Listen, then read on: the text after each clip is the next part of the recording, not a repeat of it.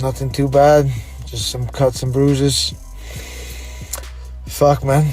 Life sometimes shows you that even you give your heart out and everything you got, you still fall short. That was a close fight. Almost had him on the third. But I guess it wasn't enough. And yeah, man, fuck. I don't even know what to say.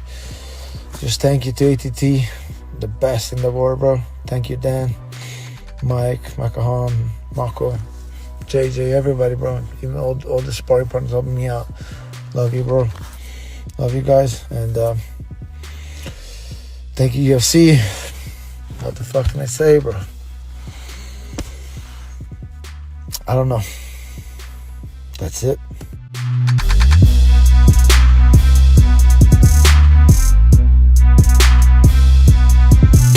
What's going on, guys? Today I'm with the one and only Top G.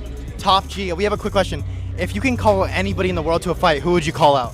That's a good question. But whoever I say, then there's going to be hundreds of $1 million offers. So we have to wait and You have to wait and see. there's conversations happening now. Other than that, how are you feeling about the brand risk event right now? Yeah, man, it's great to see. I like what Aiden's doing. I like to see the people dedicate themselves. It's better to be doing this than fucking lean and chasing silly hoes in Miami. So I'm glad the guys are getting in the ring and dedicating themselves. All right, love to hear, Andrew. Thanks for coming out. Thanks. Love to see it, bro. Thanks, bro. Thanks, guys.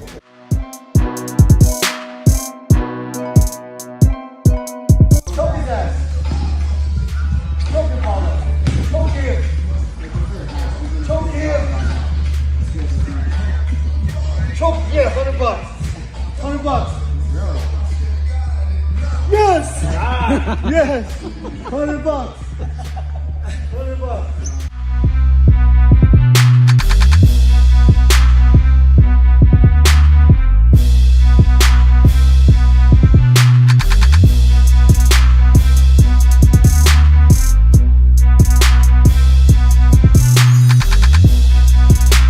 Something is going on with BJ and his mother. It's been getting worse and worse and worse and worse, and this looks like breaking point. I don't want to learn too much about CTE. I thought it would happen like shortly after a concussive blow. He's pretty much saying, I guess, his mother isn't his mother. She's been replaced by either an alien or just some woman claiming to be his mother with her name and trying to get some stuff that BJ or his mother own. Yeah, really thrown off by this, and wish better for BJ and hope that he gets this figured out and that he's doing all right over there in Hawaii. I mean, you get to live in Hawaii. I guess you got nothing more fun to do than to just go a little cuckoo.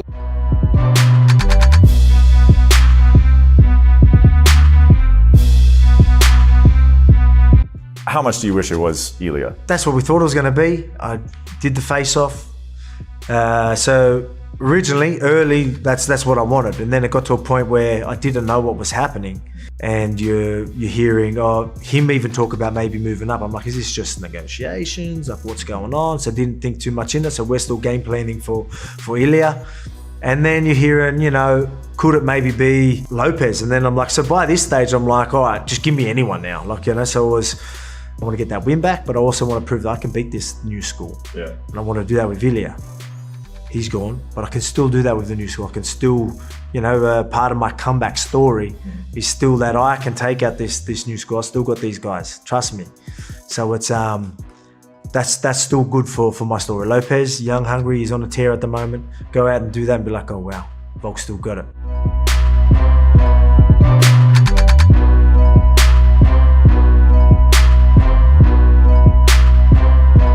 I think he has another aim and another goal just right now. He also has the belt in the aim, and there is another person, Islam, who is having the belt just right now, and he's the aim. He's the next victim, as I understand and as I know. That's where he aims. I think it's gonna be one of the greatest fights, if not the greatest, in UFC history. So time will show and we will see.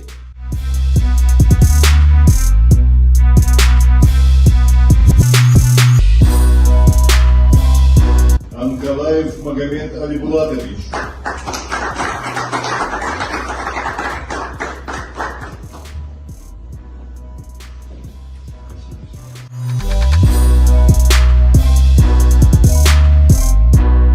You talk talked about moving up and fighting Jiri Prohaska, but you guys used to train together. Can you talk to us a little bit about that and what that would look like if you fought Prohaska? Yeah, you know what it was? It was more giving examples of fights I would like to be in. I said because I was being asked, like, would I stay at middleweight? Would I go anywhere else? I said I would only kind of move up weights if the fight's exciting. I'd say middleweights, there's loads of exciting fights. I would even move up again and fight someone like Yuri because it's an exciting fight. I know he's going to want to stand and strike with me. For me, when it comes to striking, I don't care what size you are. If it's striking you want to do, I feel comfortable in front of anybody. Obviously, the danger is he's going to be hitting a lot heavier. It just means I got to be even slicker.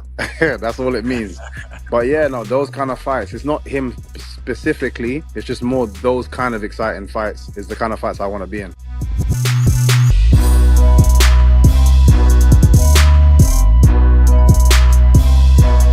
Sean O'Malley's a nice kid, but he still has like a kid's mentality. He's like, well, there's weight classes for a reason, and Merab would eat him in a street fight. I don't give a what that ginger knows. He would eat him up. I'm not a fan of that guy because when they were fighting, he does some dirty like he's the guy, hey, Aljo, you gotta go. Dude, it might not be against the rules, but you're being a little right now. Yeah, I'm not gonna go, Sean O'Malley, you got him. First of all, they know my bad accent. Second of all, man, I'm not gonna fool anybody. Hey, a dirty trick like that makes the fight game better as a whole. Because then Mike, it you know what I makes think of fighters that? prepare for shit like that they never even thought about themselves. Ooh, that. Shut up, dude. We're fighting. You're not fighting. I like when Merab saw him. He goes, hey, you want to go now or you want to wait till after the fight?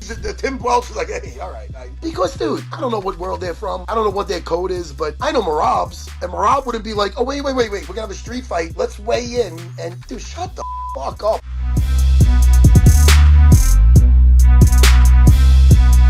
I don't know that Islam should fight him first. For Makhachev, he goes and beats Ilia Topuria, right? People will say he beat Volk, he beat Ilia Topuria, Charles Oliveira, Renato Moicano. Seems pretty good. That's 5 title fight wins.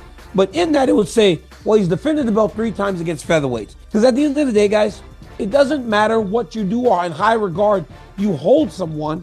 The fact that he was the champion in a lower weight class is what's going to be pointed to the moment Islam beats him. Because anytime you have a dominant champ, anytime, you look for reasons to discredit them. Happens all the time.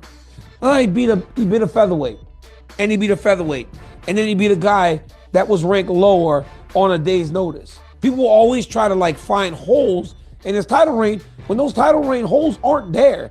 He is the best fighter in the world, and we should respect that. But Justin Gaethje seems to be the guy that could be next. But Ilia Topuria is there.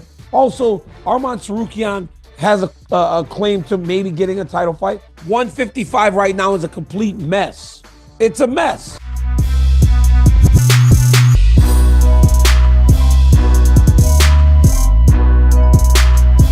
Jon Jones, Tom Aspinall. Jon Jones will smoke Tom Aspinall. I don't know, man. Man, he'll smoke Tom Aspinall. Tom Aspinall is athletic. And I think Tom Aspinall would try to take the fight to Jon Jones. And it'll be interesting to see. Like, I'd rather see that fight over Alex Pereira. Yeah, that's just my opinion. I agree. Like, I would like to see that fight over Alex, but come on, man. Aspinall is a great fighter. Yeah. He's a good champion. Aspinall. Yeah. That's what I said. Jon Jones will smoke Aspinall. Yeah. Smoke him. I can't wait to see. I hope it happens. That's the fight that needs to happen. I think Tom Aspinall versus Jon Jones needs to happen. Why do you think there's so much friction there? Why do you think it's not happening? Why? Because we see so much. I think Jon Jones internet. said he wants $30 million. But do you really feel that that's all that's there? Like, if UFC were to pay that, I'm sure they could figure out a way. You think he would do it? Of course they can pay. They just reported earnings. Let's see what the. Yeah, it was a lot. It was a lot. I'll give you the exact number. It was a lot. Give me the exact numbers of what their earnings was. Don't tell me you don't have $30 million to pay Jon Jones. Once again, we're in a situation where the company wants something from Jon Jones. They want Tom Aspinall to fight Jon Jones. Jon Jones says, I would like $30 million. Can you guys pay me, yes or no? No, Jon Jones, we can't pay you. Perfect. The fight doesn't even happen. Jon Jones will go out from the sunset. So the revenue for the fiscal 2024 increased 67% year over year. 67%. U.S. money, $2.8 billion with the UFC. $2.8 billion. With the UFC and WWE bringing in close to $1.5 billion. And what did they just UFC 1.4 billion. So 1.4 was UFC. So UFC brought in 1.4 and WWE 1.4 billion. This motherfucker is asking for. I don't. What's the point for it? That's 400,000. Yeah. I mean 400 million. 400 million. That's it's like 100 billion plus 400 million. It's 1 billion plus 400 million. 400 million. Yeah. You tell me that, man. I'm proud of Jon Jones says y'all gonna have to pay me 30 million because they're gonna make all of the social media, all of the YouTube fight, all the money.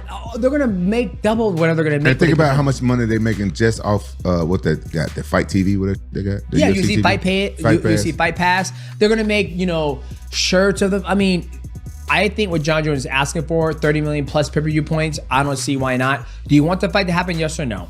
Yes. Okay, pay the man 30 million and call it good. For example, there's a situation where there's an estimation of somewhere between 700 billion and $1.3 trillion.